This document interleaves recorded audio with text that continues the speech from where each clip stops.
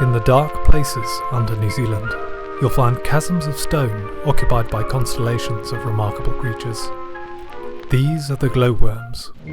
They're found all the way from the top of Northland and Waipu down to the caves of Southland and Te Anau. Glowworms aren't, in fact, worms, but the larvae of fungus gnats.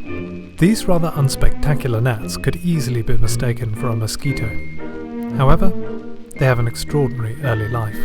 Stuck in the roof of volcanic cavities and underground rivers, they emit brilliant blue-green light. There's water. There's the entrance to the cave.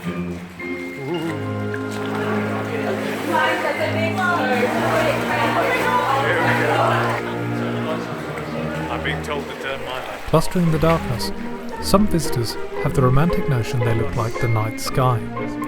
But on closer inspection, the behaviour is actually quite disturbing. Gliding in a film of mucus, the glowworms beam light into the darkness to dazzle and disorient prey. Produced in a gland at the bottom of their digestive tract, they secrete a glowing enzyme, luciferase. This produces light at about 10 times more efficiency than the most advanced LED bulb. More remarkable still is what they dangle under these lights. Strands of silk, like fishing lines, tangle insects in the darkness. With the tensile strength of steel and about a fifth the density, the unlucky bugs and moths are done for. They are drawn in and digested.